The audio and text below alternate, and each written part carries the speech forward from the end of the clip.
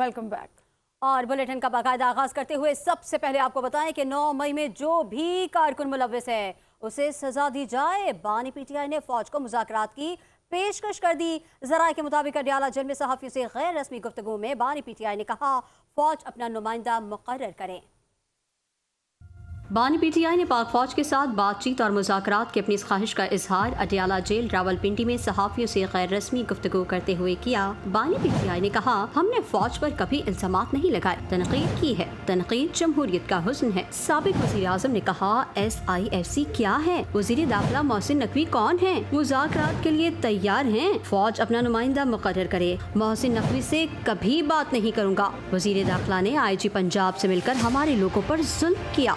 बानी पीटीआई ने कहा हुकूमत PTI और फौज की लड़ाई कराना चाहती है, हुकूमत से क्या मुज़ाकरात करें। पीपल्स पार्टी और मुस्लिम लीग नून वाले फॉर्म 47 वाले हैं। महमूद अचकज़ई पर पूरा भरोसा है, उन्हें मुज़ाकरात का मैंडेट दिया। बानी ने कहा कि मुज़ाकरात के लिए पहला मुतालबा चोरी शुदा मैंडेट की वापसी, दूसरा कारकुनों की रिहाई और मुकदमात का खात्मा है। साबिक वज़ीर आज़म का कहना था कि 9 मई वाक़यात में हमारी बेगुनाही CCTV में छुपी है। अगर 9 मई में PTI का कोई बंदा मुलव्विस है तो जरूर सजा दें। साबिक वज़ीर आला पंजाब की सताइश करते हुए बानी PTI ने कहा कि परवेज इलाही ने बड़ी मुश्किलात का सामना किया, उनकी तारीफ करता हूँ। बानी PTI ने कहा chief justice Islamabad high court के खिलाफ रेफरेंस दायर कर रखा है। जस्टिस आमिर फारूक से गुजारिश है मेरे मुकदमात से अलग हो जाएं। इस्लामाबाद हाई कोर्ट में और भी जजेस हैं, किसी और को केसेस देते हैं।